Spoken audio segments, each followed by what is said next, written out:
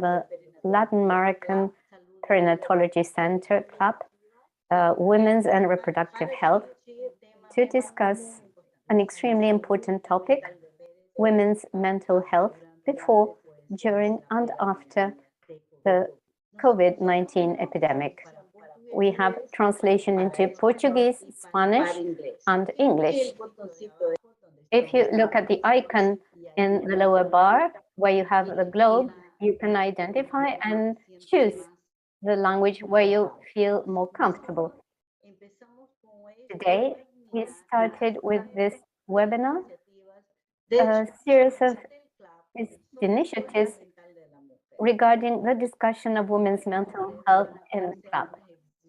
Soon, you'll be aware of a systematic review led from club by Margaret Davidia, and also a course, an online course that will be in Tahoe's platform on mental health for primary care of sexual and reproductive health. So very welcome you all. We have prepared this webinar to show the importance. And now I hand the welcoming words and the opening words to the director of the Family Promotion and Life course, Mr. Andrés de Francisco. Andrés, the floor is yours. Thank you so much, Suzanne. Colleagues, it is a pleasure for me to welcome you all to this online seminar. As Dr. Cerulla said, I'm Andrés de Francisco, Director of the Family Health Promotion and Life Course Department at Tahoe. And we're extremely pleased to have you here to share this discussion.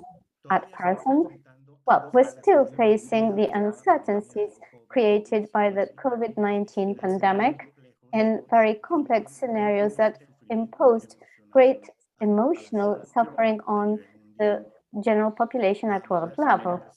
The threat of the epidemic goes beyond physical health and is one of the phenomena of greater impact in the area of mental health for all populations and all age groups. The health crisis generated by COVID-19 has also proven that care provided in countries devoted to mental health is truly not enough. Women have been especially affected, not due to the overload of the usual tasks and chores, but the changes in function and different manners of education of their children, the care of elderly people and old diseased people, and often due to the loss of their jobs due to care for their family needs. The triple event that is the home, the children, and the work, the lack of resources, material resources, confinement, in some cases even domestic violence, apart from the impossibility of accessing social activities and health services to give continuity to care related to sexual and reproductive care, pregnancy, delivery, postpartum, increase the emotional burden that women have faced throughout the pandemic.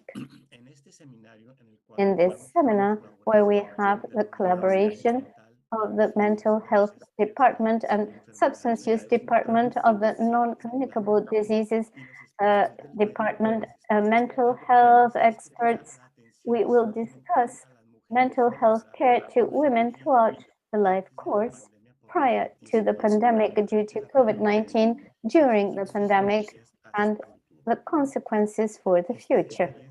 These shared experiences may serve as a guide for other professionals when seeking proposals to provide dignified and respectful care with a comprehensive view of women in all the stages of their lives. I therefore wish that this meeting be a real success and that the topics will inspire and be replicated in the health departments in all countries. Thank you. Welcome. I hand the floor to Pilar, who will continue leading us. Hello, thank you so much, Dr. Andrés de Francisco, and also Dr. Susana Ceruria. It is a true pleasure for me to chair this online seminar, 5 questions for the mental health of women before, during, and after COVID-19. I'm Pilar Tejero, and apart from following these topics, I'm very interested in the gender perspective when we're going to inform. It is always enriching to have this view with diversity of sources and things that don't always come up.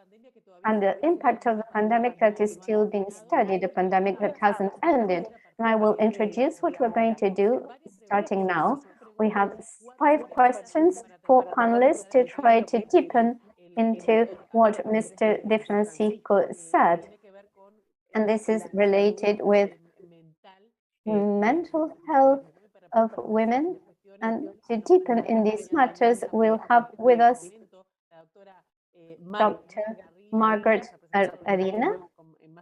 We will later introduce her in detail, Dr. Danae Sinclair, Irvana Gonzalez, and also Dr. Renato Oliveira de Souza. To start, we want to tell you that each panelist will have between 12 to 14 minutes to answer to a specific question, and then give an overview at the end, and then we'll have room for questions and answers that you can send us via the chat. We'll summarize them later, but then we'll have time if there are doubts or comments you may wish to add. So let's start introducing Dr. Margaret Arena. She's a researcher in the population group at Campinas University. She's also researching in gender, health and reproductive and sexual rights, gender and masculinity, contraception in emergency conditions, and suicide. And the question we have for Margaret is broad, but focused on the psychic effects observed among women, particularly during the first 18 months of the pandemic. Margaret, pleasure. The floor is yours.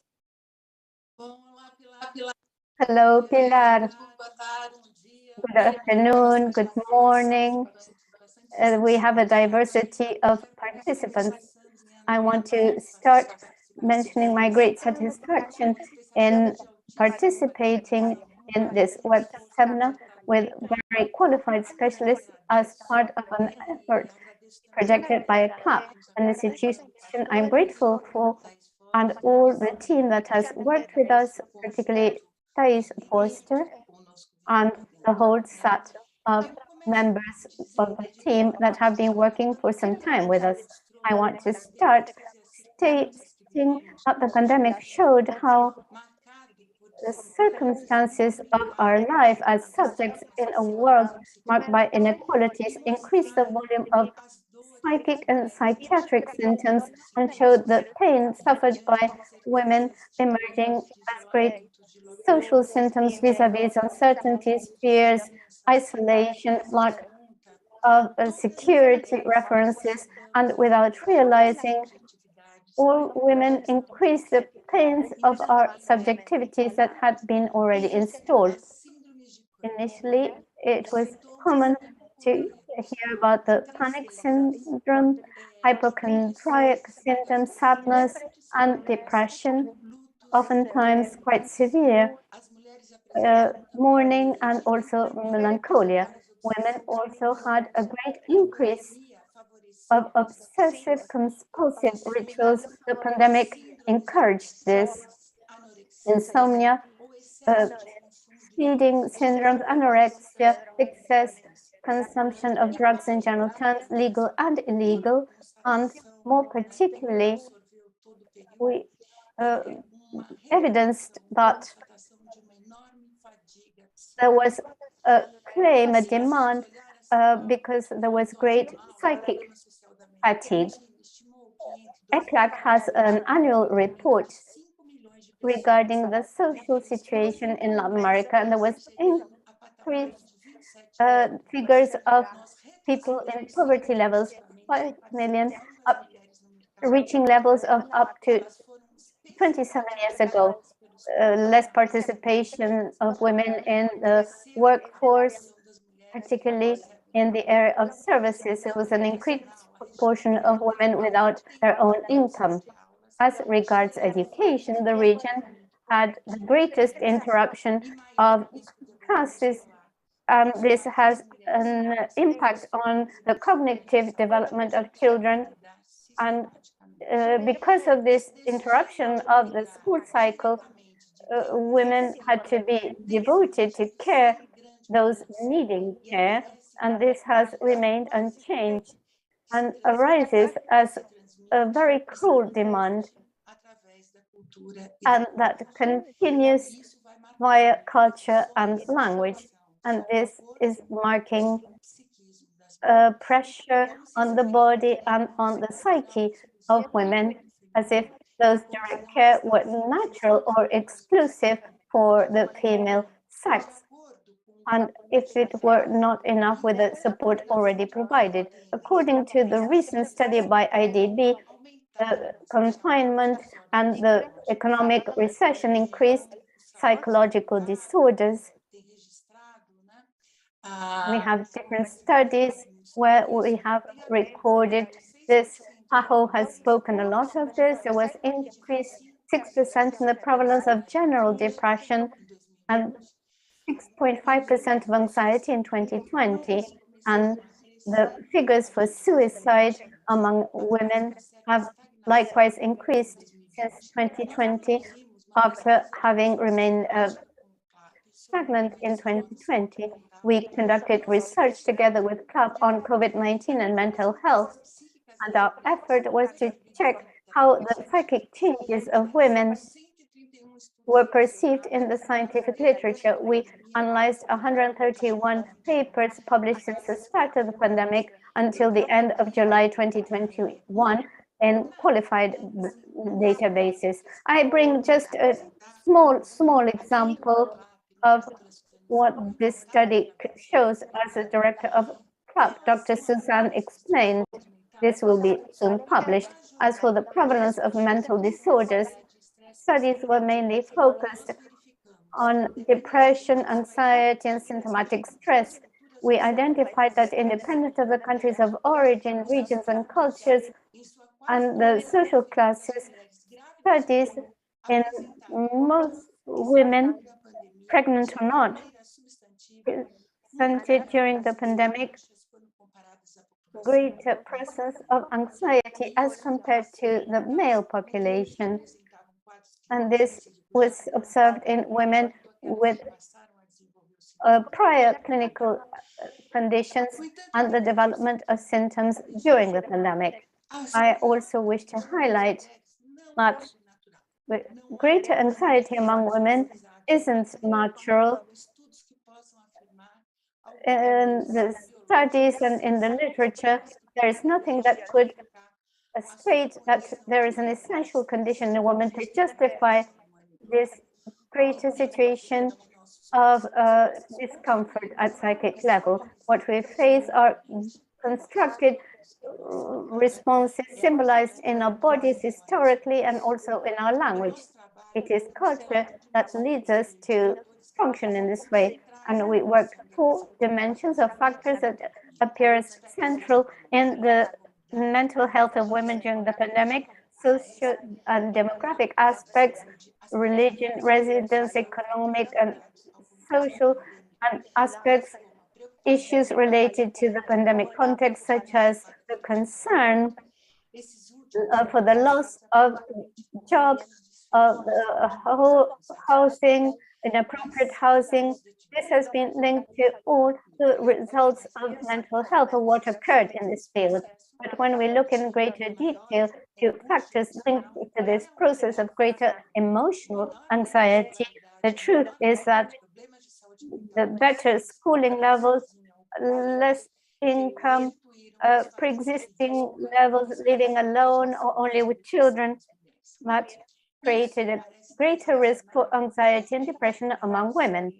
This seems to be related to greater experiences of adversity, such as the loss of jobs, reduction of family income, and everyday difficulties. We also recorded that women feel more anxiety with the situation of women that are closer. Women become more anxious with the people who are closer to them as compared to themselves, and anxieties related to health were greater as compared to those related to the financial situation. To conclude, the study shows once again that the gender differences in the pandemic reveal that women used more time in non-remunerated caring jobs than women in the confinement period, spent long hours in house chores and care, with increased level of psychological suffering. The lack of appropriate information was an element that was present in most studies, showing that there was great suffering with an absence of presence of government and the situation of difficulty and lack of knowledge of the disease.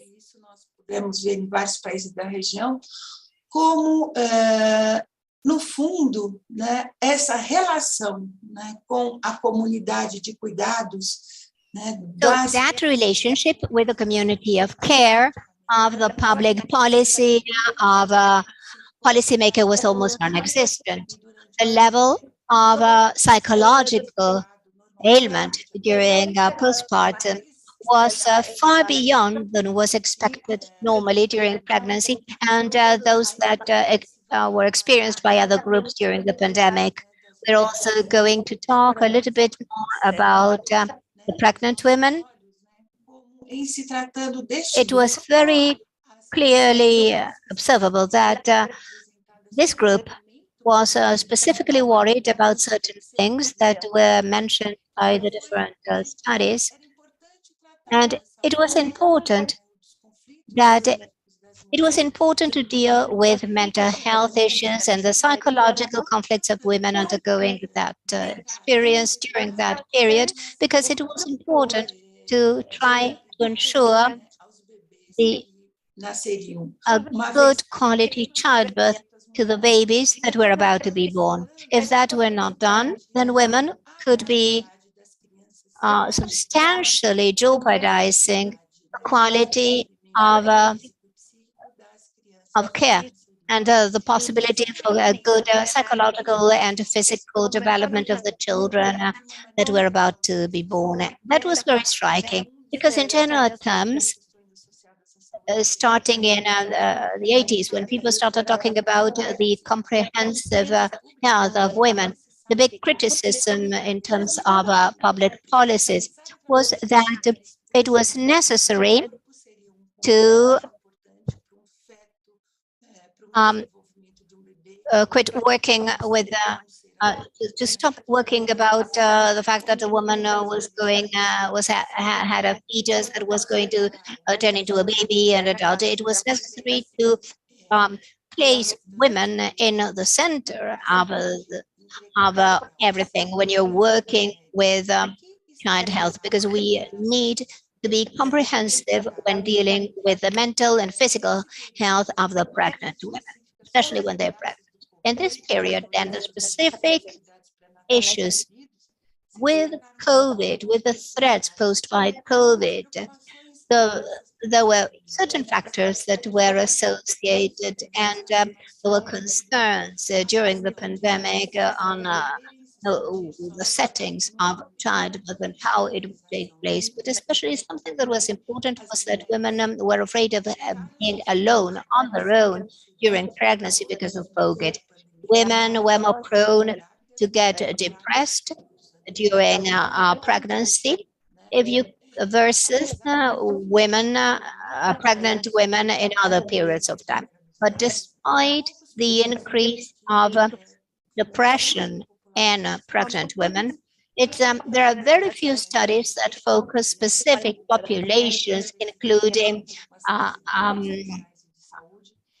either migrants or women of other races that had even worse psychological impacts. So the result of the study show the point of departure of each woman, where the woman is located from a social cultural point of view, and we see that that is absolutely of paramount importance when we consider their psychological health. So we need to consider that each woman has a construction, a culture of her own.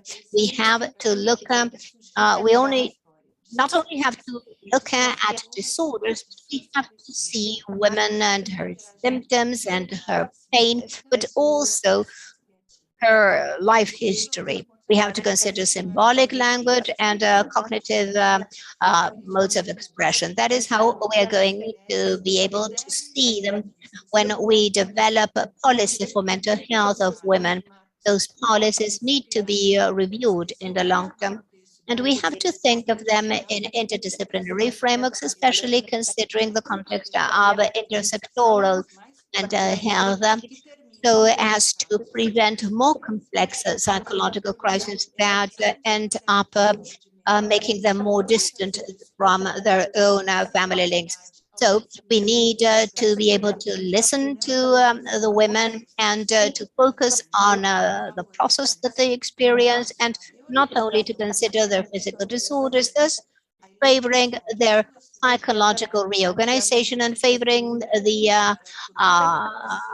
the lighting of their subjectivity, the development of autonomy and singularity when facing their own history, their own desires, and their life projects.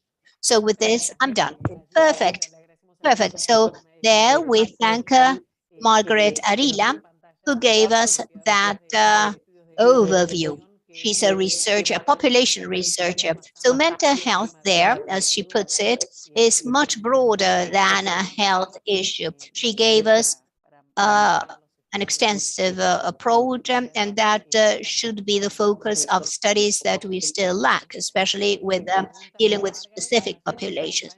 If you have any questions for Margaret, please put them there in the Q&A part, and we'll answer them later. Now we greet Dr. Danai Sinclair, who's a psychiatrist, adult. She works in an NGO, Sinclair, and in San Joaquin, the mental health center, and she's a professor in the University of Santiago in Chile. So thank you, Danai, for being with us today. Hello. Thank you for the invitation. Now, since we are talking of, well, there were some things that Margaret didn't mention, especially when we are working with pregnant women with small children or women with small children. During the pandemic, there were very difficult times for them. What are the effects that you've observed among these mothers with small children, and especially in such a delicate time? Because already under normal situations, pregnancy and the postpartum are difficult situations where your body is getting used to it, and it's during the pandemic it must have been much harder. Yes, first I'm going to address the situation of women, especially in the perinatal period during the pandemic, and afterwards I'm going to talk about mothers in general, and we start, and then I talk about the clinics.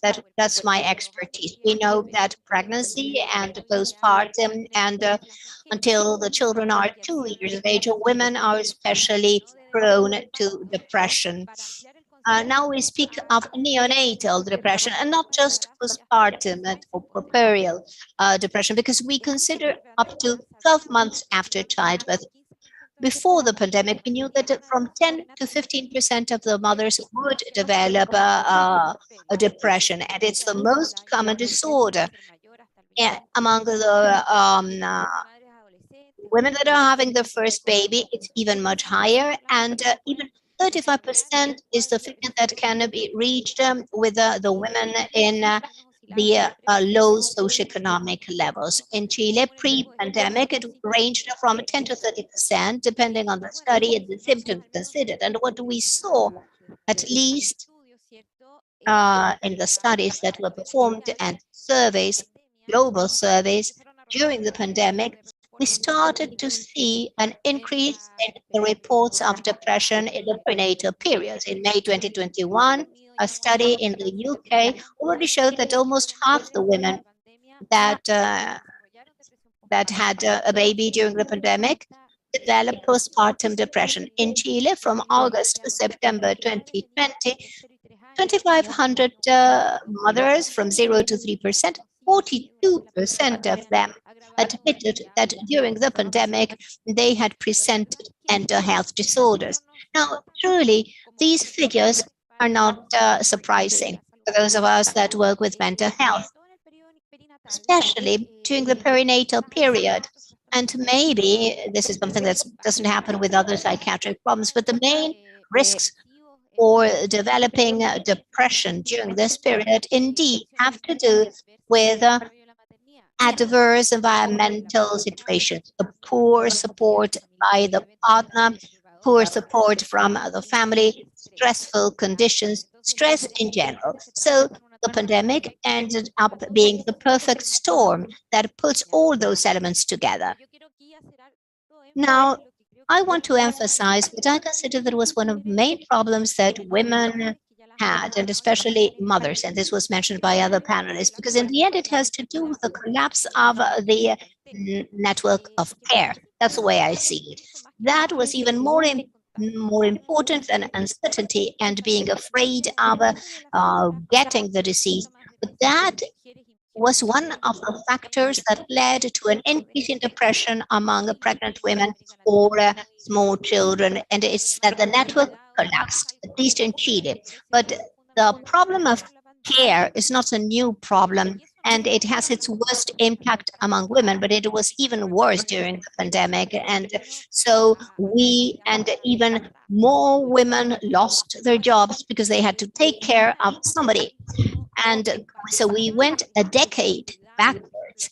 And although there was an important improvement in the policies related to care, all these measures were developed to protect the mother, the working mother, so that they could take care of their children. But in Chile, there was no co-responsibility of care, not in the family, and not in the rest of the social works. For instance, the the problem of care is specifically a problem that has negative impacts on women, and there are insufficient policies. I think that not only does that happen in Chile, but in Latin America. Before the pandemic, usually there was a family network, an extensive network of grandmothers, aunts, godmothers. Now, after closing schools and suppressing the extended network with social installation and isolation, and with before the vaccines appeared, most mothers were absolutely on their own when taking care of their children. And even if the father was working at home remotely, women were in charge of keeping the children quiet. So, and they had to support the online classes of their children. That was, so mothers had to be, were in charge of that, regardless of whether they had their own work. And for pregnant women, it was even worse because they were isolated during pregnancy and during childbirth. They couldn't be accompanied by anybody in the family, at least not at the beginning of the pandemic. So not only did the postpartum women have to endure the stress and the uncertainty and the mourning for their loved ones, they were isolated from all their networks of support during all the perinatal period. So what did we see in clinical terms?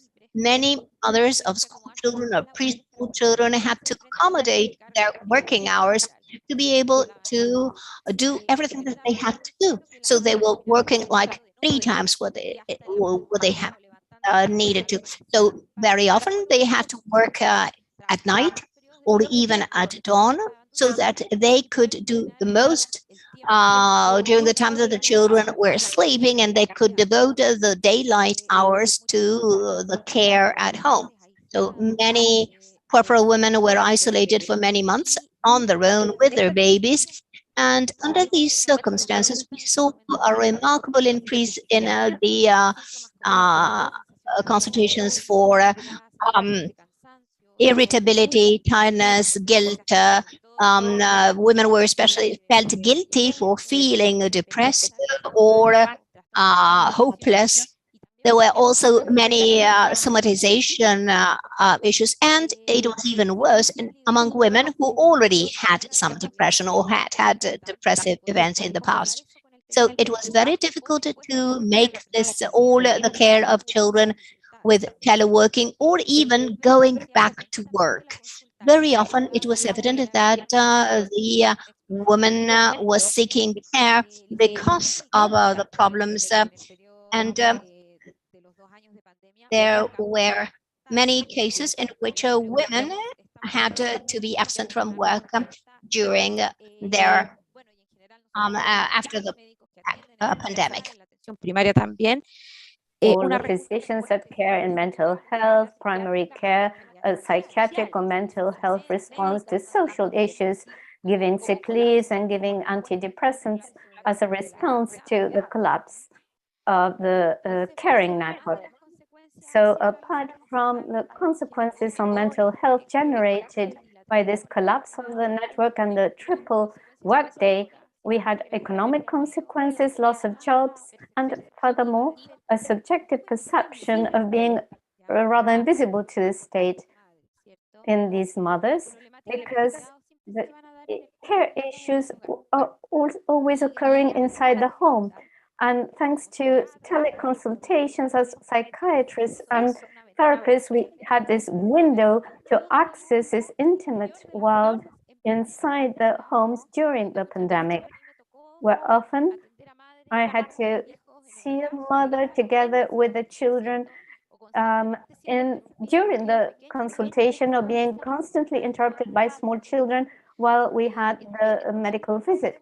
So you can have a wealthier access to the subjectivity of women than perhaps in the office, realizing things that are occurring and things that are lacking. For example, this couple isn't there during the short time where the mother has psychiatric control. This shows something quite significant, or that the mother is having the psychiatric visit in the kitchen because the father is in the main room. So this shows a distribution of tasks during the pandemic inside the homes. In this sense, as mentioned, going back to the workplace again is something that we thought might relieve all these situations, the opening of schools and preschool facilities, but we were surprised to see increased stress because this wasn't synchronous. Job had to start at a certain period, but the school and the nurseries in different periods were closed, so we didn't have extended leave or online work for women with small children. But in Chile, we observed that with the coming winter, we have different respiratory diseases that had been protected from due to the confinement. So we observed that going back to school has been frustrated because the children are always sick. And you have this new stress of who cares while the mother has to work in the office. So I think that the lesson of the pandemic is that we need a caring network that goes beyond facilitating the triple role of women, but to advance in a current policy, including not only the two parents, but the state as a guarantor. Our role in mental health and psychiatry perhaps is to denounce that this is a more social issue that needs a more structural solution rather than individual care in the mental health visit. I'll stop here. That will be my final thought. Good. Well, this is really helpful. The social commitment and role to solve some of these issues. Thank you so much, Danae Sinclair, for your shared experience. That lets us think a lot. I see many comments in the chat and questions likewise. Now we greet Nirvana Gonzalez. She's advisor in health and gender, member of the Consultative Council of the Latin American Caribbean Women's Network, and independent consultant. Together with her, we'll approach another topic closely related to care, and particularly how affective relations, family relations with a partner, and caring relations were reconstructed. As Danae Sinclair said, this triple work job load experience that many women continue experiencing with children at home, sometimes working and also caring for the elders. Nirvana, how were these caring relationships constructed during the pandemic with children, with elderly people, with disabled people also? Good morning, good afternoon. Nice to have you. Thank you for inviting me to share briefly with you the reality in Puerto Rico, in this country in the Caribbean that few people understand, because we have a very peculiar situation. So I will share this with you. Before entering more specifically into the impact of the pandemic on women's health and of the conditions you mentioned, I would like to stress that it's important to consider the context of the things that occurred prior to the pandemic in my country, Puerto Rico. As many of you may be aware, has a colonial political situation, economic conditions, for example, a fiscal crisis and the authority measures imposed, and identify the more vulnerable sectors in the country. Social and political measures have led Puerto Rico to be one of the most unequal countries in the world, and this has an intersection with gender. This inequality was studied and experienced when seeing the damage caused by a hurricane that, as was to be expected, was unequal for the different populations. We had a very high debt that led the government to declare itself bankrupt, corruption, many government authorities, non-elective fiscal junta, the devastating passage of Maria hurricane, of which we're still recovering. There's still thousands of homes without roofs. A governor in Puerto Rico renounced in 2019. We had an earthquake that severely impacted on the southwest of the country in January 2020, and 2 months later, we had confinement due to the pandemic, with all the consequences we're all aware of, exacerbated by inequality. So after having said this, well, I want to indicate that the population had already been suffering due to several political events and also natural events.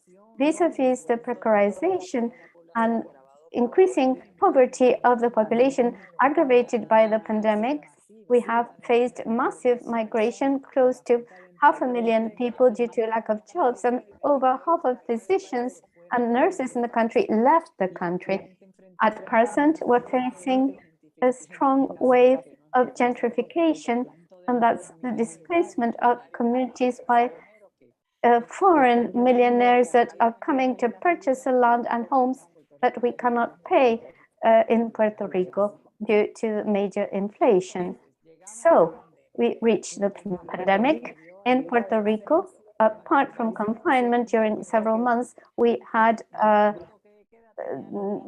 need to stay in the home at night. There were people that went even to jail. Since mid-March 2020, over 1,000 people were arrested, and this was a great emotional burden for the population that had to go to find the support. We had 5 ministers giving up, ministers of health that gave up during the pandemic. The last has been still in the position a year. This created great lack of stabilization in public policies for management of the pandemic. Puerto Rico is part of a map in the Latin American and Caribbean health network in 13 countries of the region on public policies that governments established to face and manage the COVID-19 pandemic in health, education, social protection, and gender, with an emphasis on women's health. There wasn't any country that informed social support measures with a gender perspective or generation perspective. Measures implemented had the goal, as a goal, the general population, sometimes emphasizing elderly people.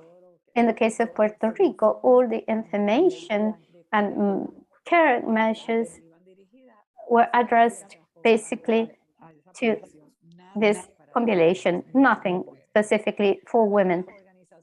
It was civil society organizations that created instances to a social network to monitor government policies and measures in the pandemic period to make the relevant recommendations regarding the importance of bearing in mind the gender perspective there.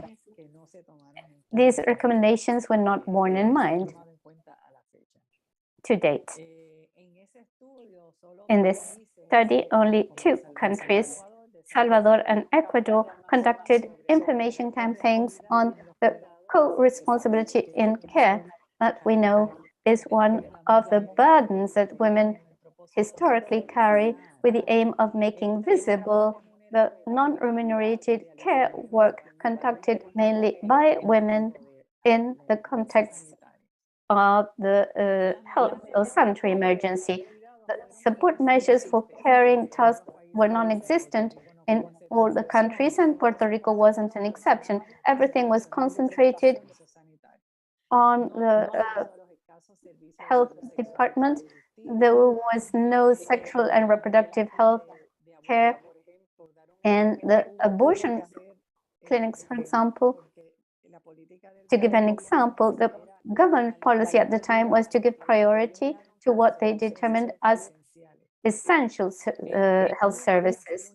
It was necessary to really press to consider the abortion service that is legal in Puerto Rico as essential. This was obtained, and indeed we saw an increase of nearly 20% of induced abortions in these clinics, and of these, most were associated to domestic violence.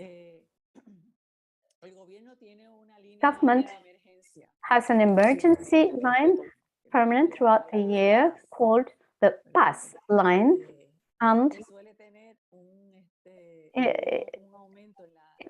there was an increase of 431% for a total of 903,000 calls in 2020 alone. However, there wasn't a specialized service of this emergency line addressed to women. Once again, it was a civil society organizations that destined emergency lines for gender violence or housing emergencies, bearing in mind that a great majority of families that are impoverished are headed by women. Es que el 13 de julio, más sin embargo, a eso no se le ha dado seguimiento. Y yo escuchando a la compañera de Chile. Listening to the colleague in Chile, the local press published a report saying that among women and women with childbirth had especially a very high rates of depression and stress because they had to undergo this process alone, since no company could go with them either to childbirth or to the doctor's visit. The only study that has been done to date on the direct impact of the government policies during COVID-19 was conducted because it was in the hands of a Puerto Rican Inter-American University and done by women, and it was published in September 2021. And they collected the data during April and May 2020. And what they found is, and I'm going to highlight some of the most important findings in the light of this webinar. Most people who answered the survey said that they had lost income after we started with the lockdown, because as we all had a lockdown, we also had the experience of teleworking, but also teleeducation. As a matter of fact, teleworking it persists. Many companies are still working like that because it's cheaper for the company and the bosses, but not necessarily is it better for the worker at home, because you have more light expenses, water, and the internet, because that is not paid by a company, not even during the pandemic. And teleeducation also fell on the shoulders of women, the oversight of their children for remote courses. Then further on, and we are still going through this process, most classes are not 100% in person, but hybrid. So some days they are face-to-face, but other days they continue to be remote from home. Now, who supervises the entire thing? Women. Many women had to quit work to be able to supervise their children, especially those that had small children, and the rest had to do 2 to 3 days of work because they had to be in charge of everything. The lockdown and the closure of the shops had a direct impact on the conditions of employment, and most people that worked from home were women. Most of them with university education, with full-time work prior to the pandemic, and most of the people who responded to this study lived in urban areas. Now, the people with urban areas with a low educational level, low income, were the ones that suffered the most, because they had already been had problems after the earthquake. They had no electricity, no connection, no water, and when the pandemic struck, these were communities that were still trying to recover after that blow. So the lockdown made things much more difficult. It overburdened women that most of them were in charge of the families, and they got poorer and poorer.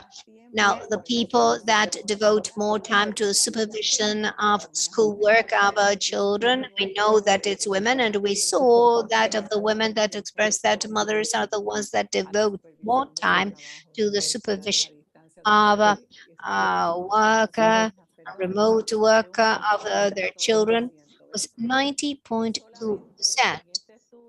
And in this study, only 1.8% pointed out that the father devoted of his time to supervise the schoolwork of their children. So, in the care of other women during lockdown, 31% of the people that participated in this survey pointed out that they had to take care of other people during the lockdown. Women already had historically had that burden of being in care of their families. Now, the people who were in charge of taking care of COVID patients that were not admitted were also women. You have only 1 minute left.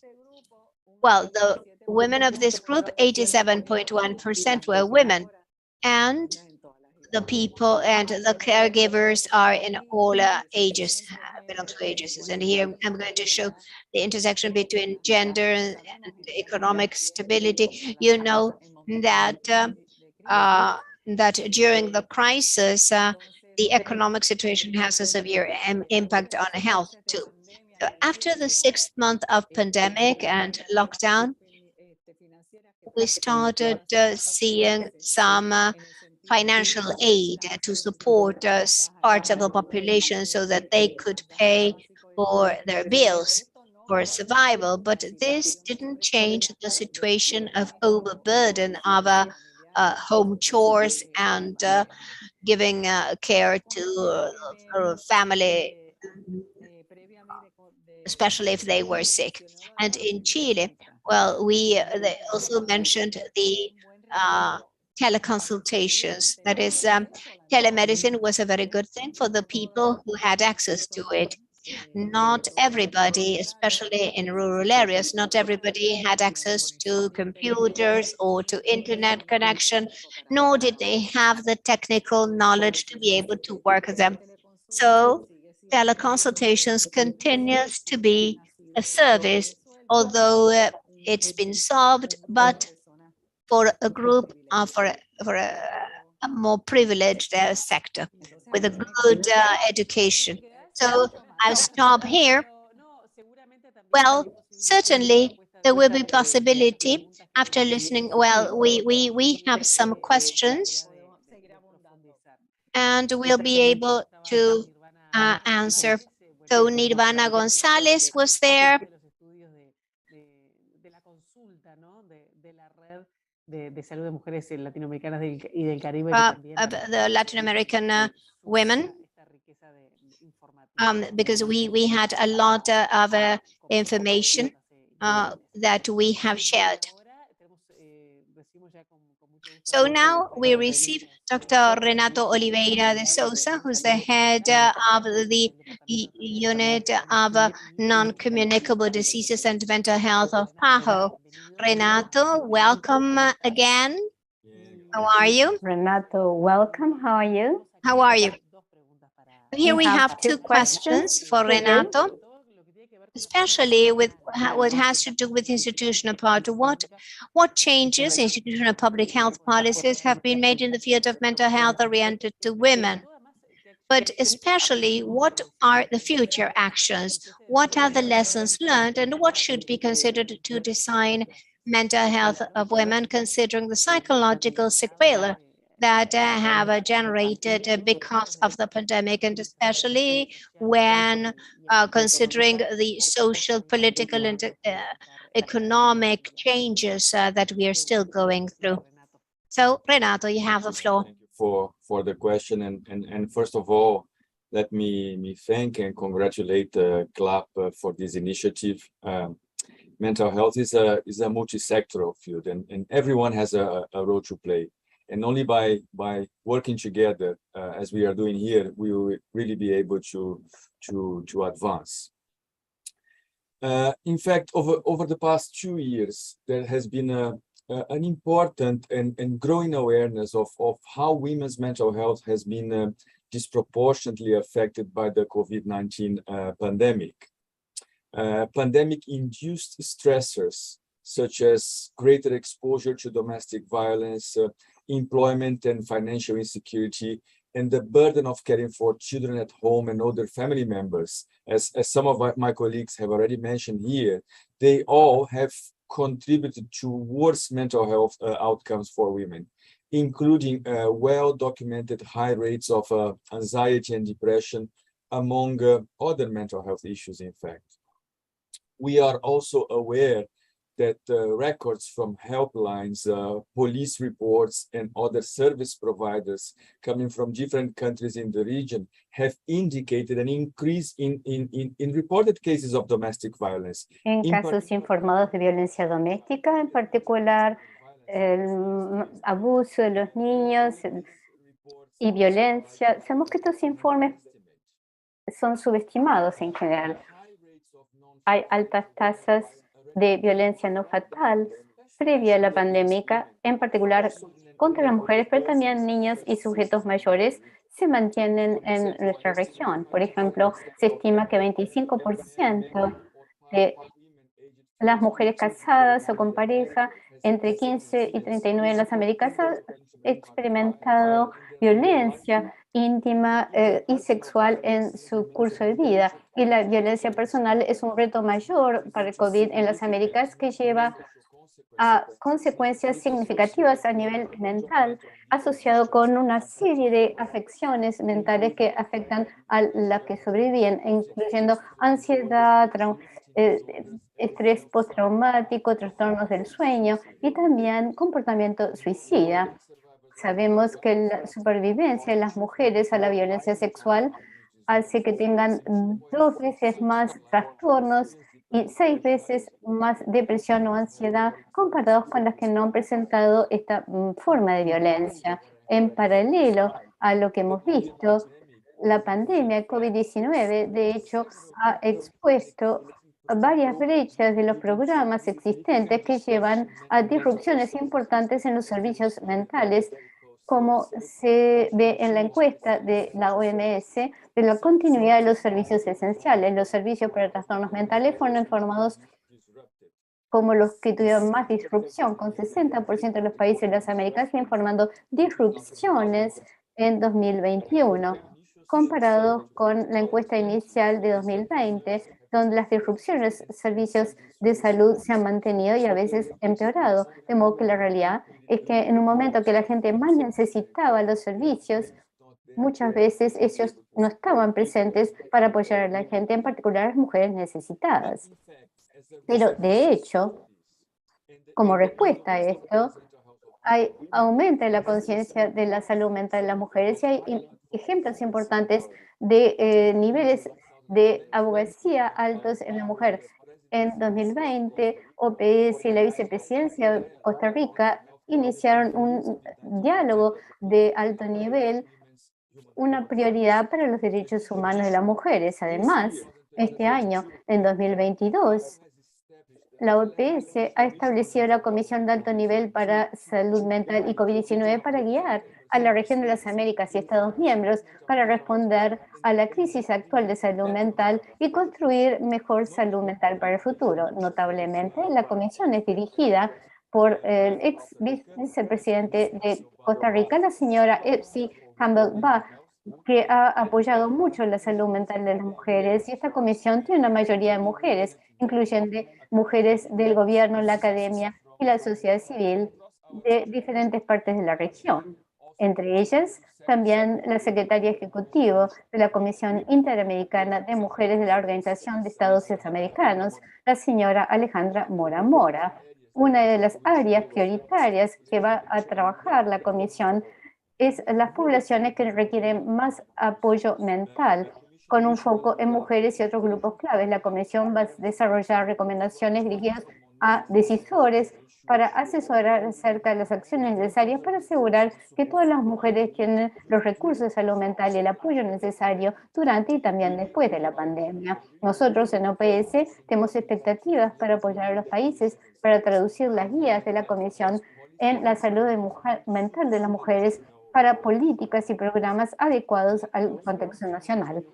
Voy a continuar ahora con la segunda parte de su pregunta, donde me pregunta acerca de acciones futuras a diseñar para la salud mental de las mujeres, teniendo en cuenta las secuelas actuales psicológicas y los efectos futuros también de la reorganización social, política y económica post-pandemia.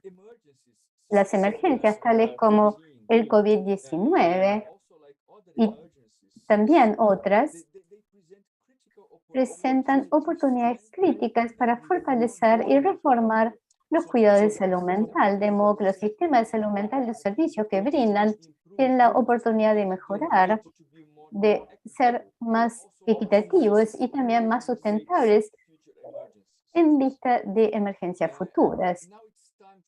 Ahora es momento que los países se comprometan a construir mejor cuidado de salud mental para las mujeres a largo plazo. No es fácil, es un reto importante y sabemos que va a requerir asegurarse que la salud mental y en particular la salud mental de las mujeres se integre a todas las políticas y programas y no solo nos referimos a la salud. A modo de ejemplo, los planes en desastres y emergencias nacionales deben incluir la salud mental de las mujeres durante y luego de las mismas. También significa fortalecer la capacidad del sector salud, en particular la atención de salud primaria, que debe poder identificar y entregar cuidados culturalmente apropiados a las mujeres que pueden estar luchando con problemas de salud mental, particularmente en las mujeres en las condiciones más vulnerables, que pertenecen a minorías raciales y étnicas, migrantes, con discapacidades y que viven en condiciones de pobreza. El estigma y la discriminación asociados con la enfermedad mental, incluso en los prestadores de salud, muchas veces sigue siendo una gran barrera para la gente que busca ayuda cuando tiene dificultades de salud mental. Hay que hacer campañas para concientizar acerca de estos estigmas. Esto es fundamental para mejorar el acceso y la calidad de la atención de salud mental para las mujeres. Una de 3 mujeres en las Américas han experimentado violencia física y o sexual por una pareja. La violencia doméstica también aumenta en las emergencias como las que estamos enfrentando. Se requieren, por tanto, mayores esfuerzos para prevenir y responder a esta violencia que tiene consecuencias para los supervivientes, para las familias y las comunidades. Es importante entonces que mirando al futuro, los países establezcan y actualicen políticas nacionales y planes sobre prevención y respuesta a la violencia, incluyendo políticas específicas y planes para responder a la violencia contra las mujeres, y esta debe ser integrada a todos los planes y políticas de salud mental. La capacitación de los cuidadores de la salud para identificar a las mujeres afectadas por la violencia, entregando cuidados clínicos apropiados y derivándolos a otros servicios, resulta también esencial. El bienestar social y económico de las mujeres está inexplicablemente ligado a su salud mental y bienestar, y los impactos económicos de la pandemia han sido sentidos especialmente por las mujeres con programas que brindan asistencia social y también apoyo para su bienestar durante el contexto de emergencia y también fuera de este. Último, para responder mejor a las necesidades de salud mental de las mujeres hay que desarrollar mayor comprensión de la situación en la región, y esto requerirá datos desagregados según el sexo sobre salud mental, uso de sustancias y también sus factores de riesgo. Es importante que haya un lente de género aplicado a todas las evaluaciones de necesidad de salud mental. Todas estas acciones, las que he subrayado antes, van a requerir aumento de fondos para la salud mental de las mujeres y un abordaje multisectorial de toda la sociedad que reconoce los determinantes sociales y económicos de la salud mental de las mujeres, en asegurar la representación de las mujeres y las mujeres con experiencias vitales de problemas de salud mental en el diseño, implementación y evaluación de estos programas. Gracias. Bien, muchísimas gracias al doctor Renato Oliveira de Souza, jefe de la Unidad de Salud Mental y Uso de Sustancias, por digamos, estos desafíos que quedan planteados a nivel de los gobiernos, pero también de la sociedad, ¿no? Estas tareas ¿no? que quedan pendientes. We thank you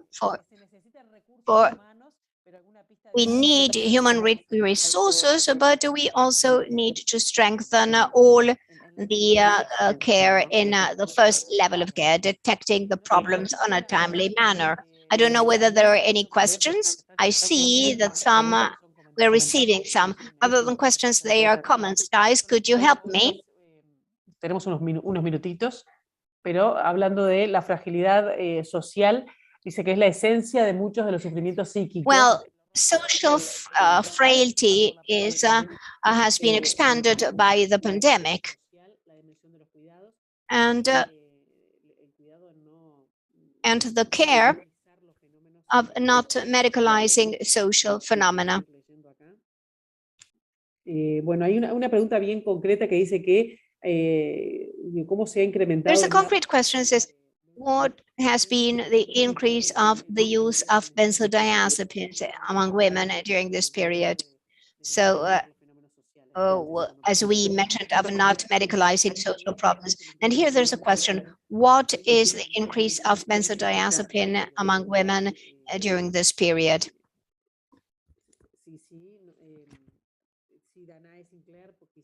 Danae Sinclair, maybe? Could you answer? Margaret? Well, you know that all this has just come. Había empezado, no sé si Sinclair y después Margaret. Sí, se escucha perfecto. Ya. Me refiero que hay estudios, se han hecho estudios de There are studies have been made showing the increase of the use of benzodiazepines, and there is an increase from 5 to 10% more of prescriptions. Not only benzodiazepines, but as a matter of fact, in Chile, we even run out of sertraline and others, and also of diazepam, etc. So there was an important increase in the use of these drugs and self-medication.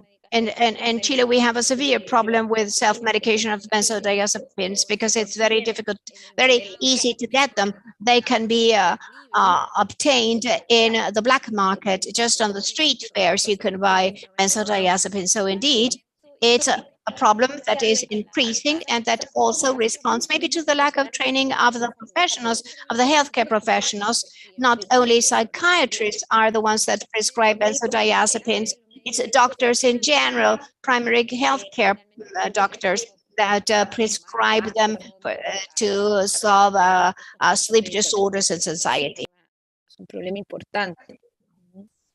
So it's a truly important problem. Okay.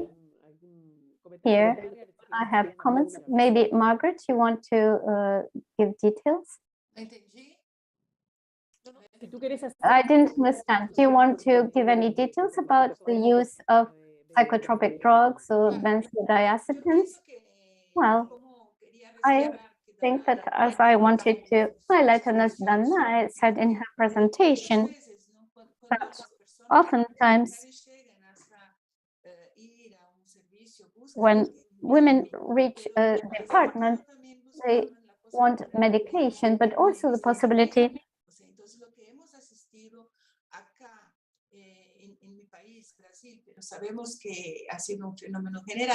this has been a general phenomenon. Health professionals that had to separate from care. They couldn't remain in their jobs as the professionals at educational level.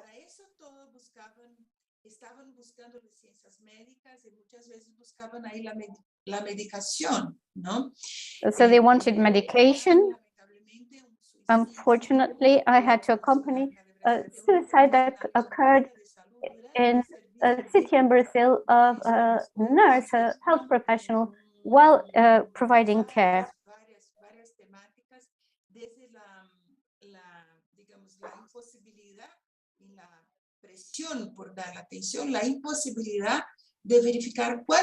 to the impossibility of identify how health professionals were suffering in the mental health processes.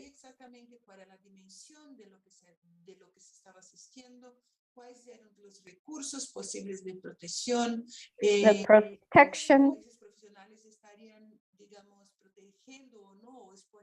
sus familiares, ¿no? Y cómo trabajar con eso de manera a no llegar. And how to work in this way, not to reach this situation in relation to suicide. Some cases were reported in health professionals, the literature shows up, but even in prevention, so people didn't have to resort to medication in such an intense manner as has occurred. So I think Renato also helped us. Lo que Renato está apuntando es de un cambio muy importante. Ojalá He's reporting aplicado efectivamente, ¿no? we can see this applied because it indicates a turn we must make working with people in basic healthcare so that they don't have to seek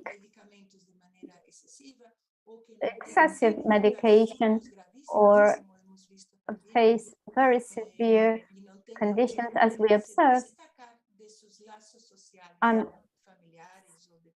separate from their social relations, be it work, family, or whatever. So we want to separate from this mechanization. I don't know if you agree, but I think we ought to be able to do this. In the 80s, I remember that people had already announced that there would be an absurd consumption of antidepressants in women, that is 2 or 3. Well, that was something we were considering and it occurred. We must go back. We must gain possibilities of developing our subjectivity without having to resort to them. Okay, may I contribute? Well, 1 minute each because I have many comments and greetings before wrapping up. Yes, briefly. In this study, I'm thinking about Dr. Renato's presentation.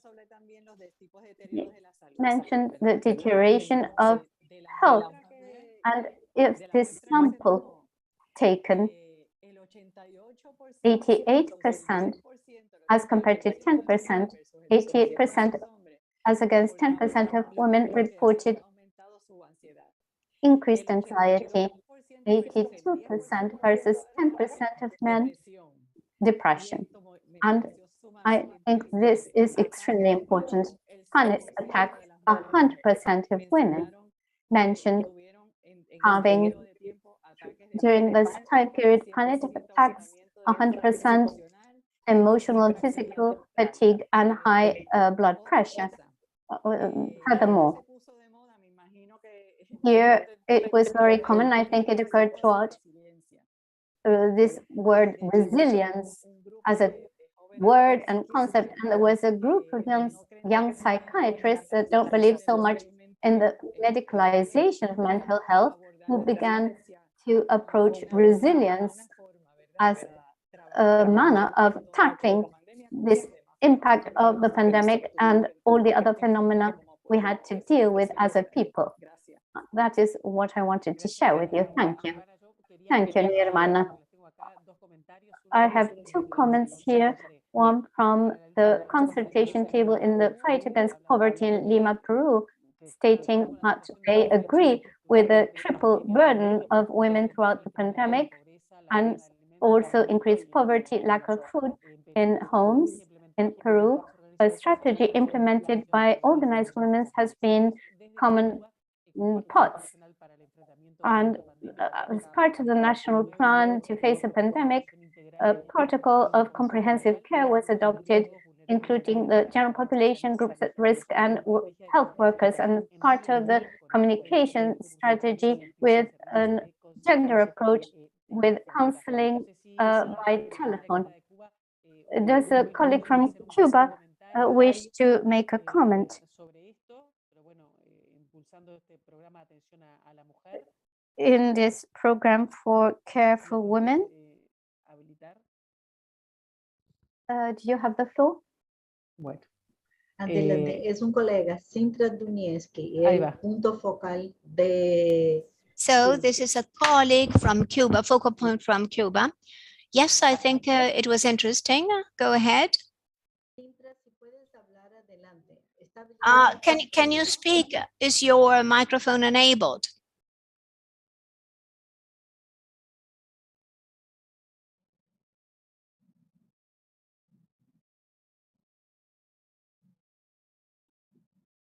Ignacio, si no se puede abrir. Bien. Ignacio, if you can't open the microphone of Sintra, we have to let Pilar know to go back to the discussion. Yes, while I complete what I'm doing, well, the state has intensified the program for care of the women despite the blockade. We have tried to reach all and to ensure the psychological safety of the population with the community work of our mental health teams. And they thank us for sharing the lessons learned and the experiences. This is what the colleague said from Cuba in the national plan. I don't know whether I have several terms that are still that Margaret mentioned of pain, some words that you mentioned while you spoke. Nothing justifies an increased psychological suffering. This is an alert. Adelante. Ya pueden, gracias. So now she can, Sintra. ¿Qué tal? Bienvenida. Welcome. Well, I'm smiling because we have just approved the use of masks under certain circumstances. It's wonderful to be able to share all these experiences because much of what you experienced is what we experienced. Those are the same problems that we had to face. And this topic of care to our women is a topic that is absolutely urgent.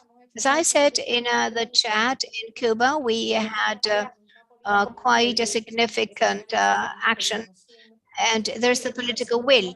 We have to acknowledge that. And we have a national program for the care of women and childhood through a program that we call WELPAM. So in that respect, all the actions, all the key actions were focused on that protection to this care, to this sector that is very sensitive, even when the country is going through a very complex situation in terms of resources.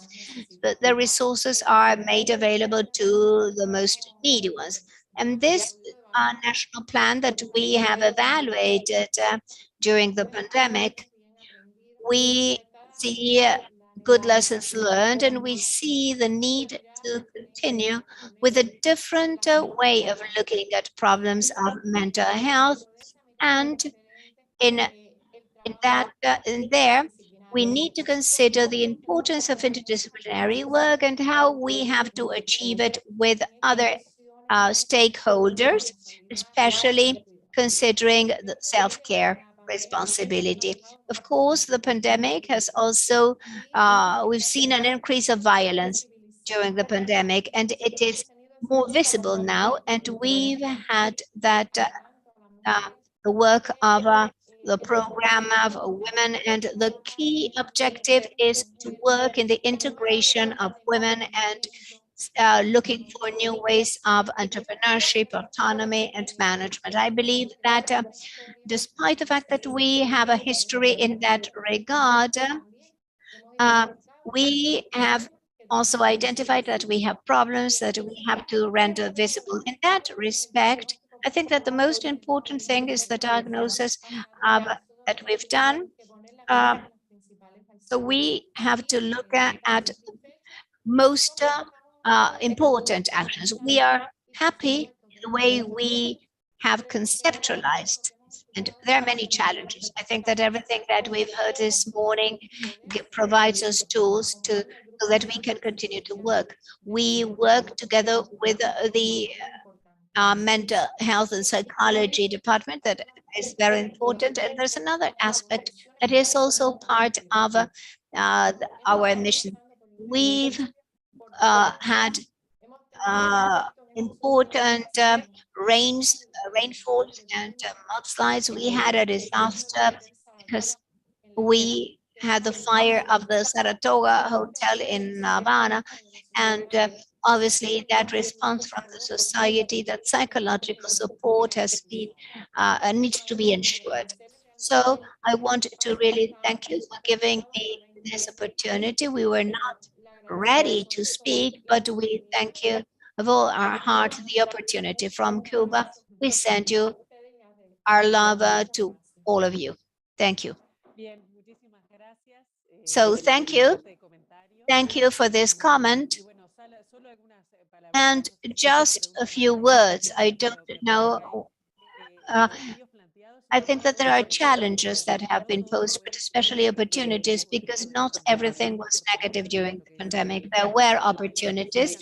Telemedicine, how it became popular, and also the fact, well, but also the pandemic wasn't existing situations such as care and the burden of care among women and the healthcare departments. But so the opportunities of telemedicine. There was a comment in the chat stating that maybe the visits are shorter than would be required, but indeed we need the support of civil society and the initiatives of the NGOs and the need for resources to strengthen the public policy with the gender perspective, to provide services to all the ethnic groups. So there are some groups that need more than the others. So if there are no more questions, we would give the floor to for closure. So yes, Pilar, I think that Genis, and then after Genis, I will thank. Good. Thank you so much, Dr. Saroya, colleagues and friends from across the region who participated in today's webinar about women's mental health before, during, and after the COVID-19 pandemic. We all envision a region where women have access to comprehensive, equitable, and community-based healthcare, free of stigma, and grounded in individual respect and human rights. The impact of the COVID-19 pandemic on population mental health, and in particular, as we have heard, on the mental health of women who have been disproportionately affected by the adverse impact of the pandemic due to their roles as caregivers, who've experienced vulnerabilities due to employment as frontline workers, as well as being on lower incomes and relatively higher levels of joblessness, in addition to exposure to violence. We would have also learned of the specific psychological challenges that pregnant women experienced during the pandemic. The coexistence of the simultaneously occurring disruptions in mental health services also threaten to delay our achievement of regional targets and goals in mental health. The pandemic, however, also presents us with a unique and critical opportunity to advance mental health for women in the Americas. We can benefit from lessons learned in this crisis to build back better mental health systems and services which are well-resourced, more resilient, and fairer, leaving no one behind. We can adopt also innovative approaches to strengthen and improve mental health in our region, and you would have heard about telemedicine and other modes of delivering care. Approaches which necessitate whole of society collaboration and action at the highest levels of national leadership. The interdisciplinary work done by CLAP and NMH will play an essential role in highlighting the way forward for the Americas as we navigate today's unprecedented challenges to mental health and strive to build better mental health for the future. I believe strongly in the importance of addressing mental health care for women throughout the life course, and this must be a key element of the transformation of mental health services following the pandemic. The joint work of PAHO and member states will allow us to make our shared vision of optimal mental health for women a reality. Thanks one and all for your participation, and let us go forward boldly to see how we can make this vision of mental health for women a reality. Thanks so much for your participation. Have a good day. Muchísimas gracias, Enis. Qué brillante cierre. Yo creo que Thank you, Dr. Hennis. You mentioned two wonderful words. The first is that it's a matter of rights. What we were discussing today, it's rights of the women. And the other is that the impact that women have experienced, women under vulnerable situations. This is a debt that we have. And from PAHO and the two departments, that is what we are mainly concerned for. A very special thanks to Renato and you and Claudina for all the support throughout the process. And of course, this is an intersectoral work that we are going to succeed in doing jointly with a bright participations, as we just heard from Cuba, where people are working hard on this topic. I want to thank you all. First of all, people that were in the background, Ignacio and the rest of the colleagues, translators, Trini and the team CLAP, Roberto Porro and Rosina Romero, as well as the leaders in the CLAP, Thais Forster and Margaret Aridia, and especially the bright presentations and speakers today. I think that all of us are very happy. The chat is full of nice comments, because I think that all of us listening to the speakers today were marveled to see how the wonderful ideas that you've had. And I would like all of you, we reached about 200 participants. There are chats in the YouTube channel in the 3 languages. Please share the video. Send it to friends that were doing other things and missed it, so that they can listen to it, because it's helpful to listen to these talks. So I wish you a beautiful afternoon. See you soon.